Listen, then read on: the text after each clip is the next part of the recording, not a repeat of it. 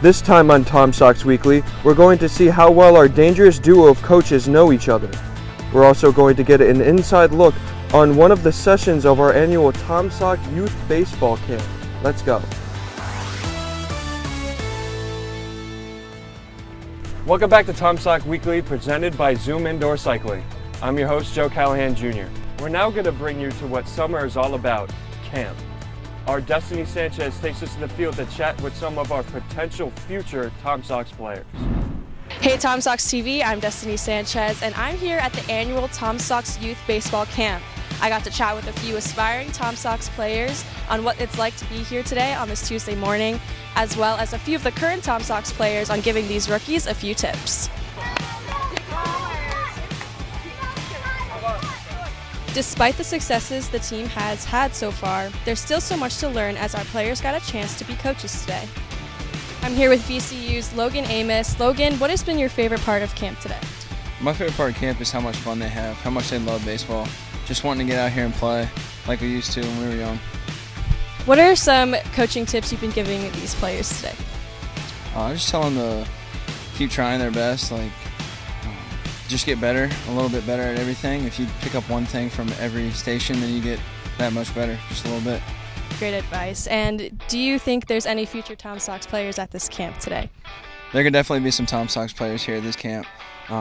They love baseball, and there's some projectable kids here. I'm here with Garrett Spikes. Garrett, what is your favorite part of being at the youth baseball camp today? Just being around all the kids, honestly. It's really fun watching them and hear how they think, really. So what kind of coaching tips have you been getting these guys, and how does that help your own game? Well, I've just been listening to Satchel lately.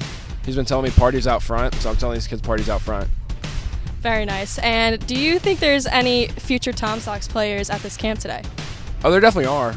I was here yesterday in the afternoon. It was very promising, but I don't know if it's because it's early or something today, but these kids aren't ready yet. They're working now. Of course, the most important part of camp is the kids. So we went around to hear what some of our favorite camp rookies had to say. My favorite player is probably some of the pitchers. I like pitching. My favorite, I come to almost every game, and my favorite player is probably Trey. I can't choose. Matt. Because he coaches me every day. I'm a baseball camp because I love baseball, and my mom set me up for it, and I just enjoy being here every day. I am here because I love baseball, and I want to continue to play during the summer even when the season's not happening for us. Because I'm trying to become a pro. Because we're trying to get better. To hit dingers. No matter win or lose, how everyone has a good effort. Probably because a lot of coaches that I've had in baseball are really nice, and I like baseball. I like that teammates, I feel like in baseball are nicer than, because I played soccer when I was younger, are nicer than teammates in soccer. Catching. I love catching. I love it, and I just like that. Outfield. Hitting dingers.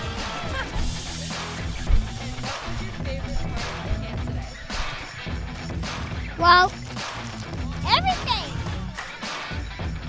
Everything? What is that? Hit it. Oh, no way. I hit a ball over the fence. For the team's actual coaching staff, camp is a great opportunity for everyone involved. I'm here with head coach Ramon Garza. Ramon, this is your first camp as a coach. What is that like for you? It's really fun. It's an opportunity for the Tom Sox to kind of give back to the community in a sense and help out as much as we can, get involved. It's really great to see the turnout. We have a lot of the community out here, and it's really good for these guys to kind of get a perspective that it's not just about baseball. Like, you play a bigger role when you're on the field. Absolutely. And how does it feel to be coaching the next generation of baseball? That's exciting too, just to know that you kind of left your footprint on the game and how it's going to evolve. So it's pretty exciting. And lastly, what is your favorite part of coaching the youth camp? Just the energy that these kids bring. I think it's crazy that these kids have that much energy, and they're just out here having so much fun, so I really enjoy having them. It's a good time being here. Thank you, Ramon. Coming up next, we're going to take a look at some of our ex-Tom Sox players' minor league stats. But before we do, let's take a look at our amazing sponsor, Zoom Indoor Cycling. Tom Sox Weekly is presented by Zoom Indoor Cycling. Located at 1929 Arlington Boulevard here in Charlottesville, Zoom is the premier spin cycle destination in Central Virginia. Your first class is free and you can sign up online at zoomcville.com. Zoom Indoor Cycling. Flip in, rock out, ride on.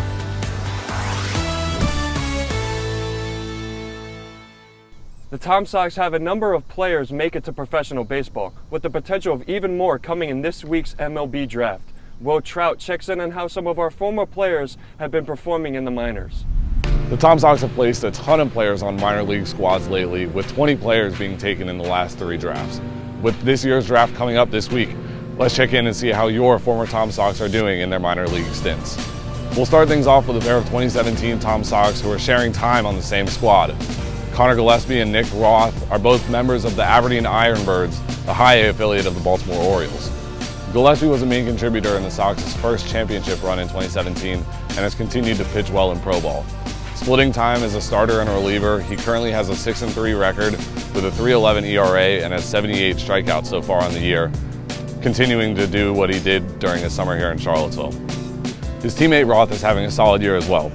In 13 games, Roth currently has a 4.41 ERA and 17 strikeouts to go with 4 saves on the season. His performance has slid a bit in the month of July, but overall he still continues to perform well.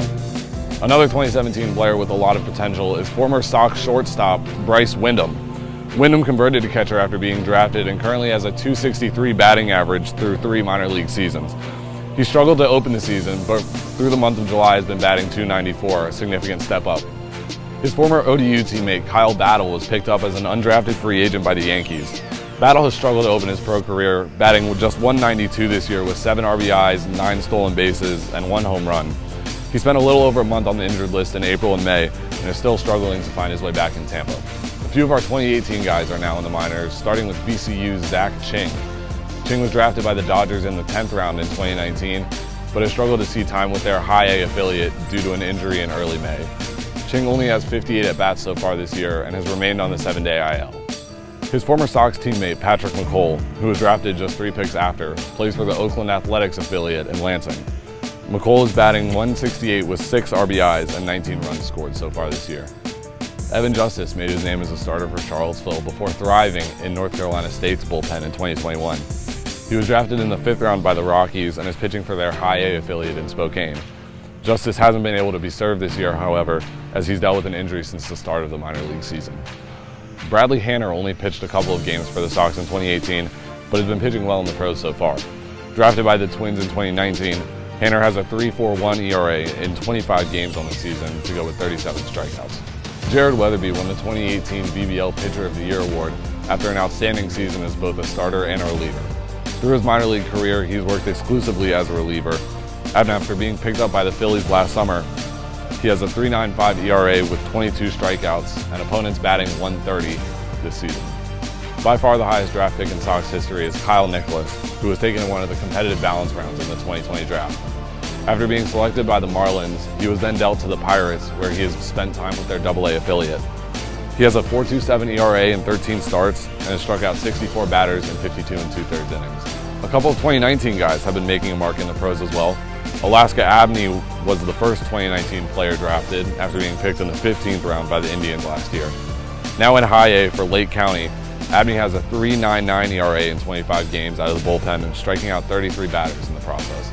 Thomas Francisco, a first-team All-Valley leaguer in 2019, was drafted a few rounds after him by the Cardinals. He spent some time in both high and single-A ball and has thrived since being sent to the single-A Palm Beach Cardinals. In 4 games thus far, Francisco is 8 for 14 with a pair of doubles and is carrying a .571 batting average since his demotion. Peyton Glavin was picked up last summer as an undrafted free agent by the Nationals. He spent the majority of the season on the injured list after an injury in late May. Finally, a couple guys from last year's team have already made a mark. Alex Ayala was drafted in the 9th round by the Rays last summer and currently has a 2.70 ERA through 6 games this summer. He struck out 24 batters in 20 innings. His Florida Southwestern teammate Carlos Rodriguez was also drafted last year and has spent a significant amount of time with the Brewers single-A affiliate. In 16 games and 10 starts, Rodriguez has a 3.38 ERA and and a whopping 71 strikeouts on the season. And finally, we can't go without mentioning Vinny Pasquantino, the first Tom Sox player to be called up to the majors. Vinny was called up just a couple weeks ago by the Royals and has 12 hits and 2 home runs in his early majors career. And I know that there are more Sox that'll make it to the majors before long. For Tom Sox TV, I'm Will Trout. Wow, I don't know what Coach Ramon Garza is feeding those guys, but whatever it is, he should keep it up. Speaking of Ramon, what you might not know is him and assistant coach Nick Balley were actually ex-teammates and very good friends. So we decided to have our own Dora Friedman see just how well they know each other. Take it away. Hi everybody, I'm here with head coach and assistant coaches Ramon Garza and Nick Balley, and we're here to see who knows each other better after they played together for a couple of years at UT Dallas. All right, you guys ready? Yeah, you're going down. All right, let's start off easy. Who is the funnier one? And you guys will be able to see their responses on their whiteboards. Are we holding them up after each one? Yes. I already showed it to them. Oh, you did? You can both hold it up. Oh, okay. For sure. All right. Okay, who is the better hitter? And this time I'll count down from 3 and you'll show the whiteboards. Okay. All right, 3, 2, 1. All right. Next up, who has more fans? Are we talking about Twitter followers here? What are we doing? Yeah. Interpret as you wish. Okay, I'll go there. All right. Who is pitching coach Woody's favorite? For undisclosed reasons. Yeah. And who has more respect from the players?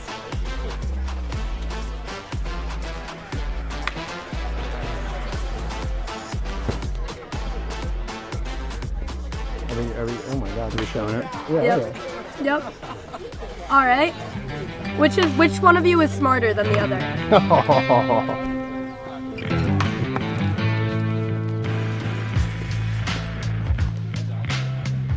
I'm clearly quicker though, because I'm getting this thing. I wrote the Pythagorean theorem for that one. Okay. And who would beat the other in the 40-yard dash? Oh my goodness. The audacity. Next. The audacity. If he puts him, then he knows he's wrong. He's playing dumb games over here. All right. Last question. Who would be the better pitcher? Oh, we talked about this actually.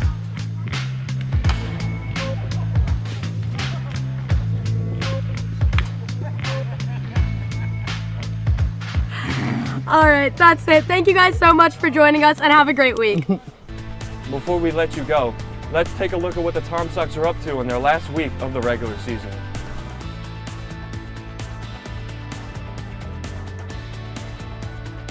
That's all the time we have, and thank you for tagging along. See you next week, and as always, go Sox.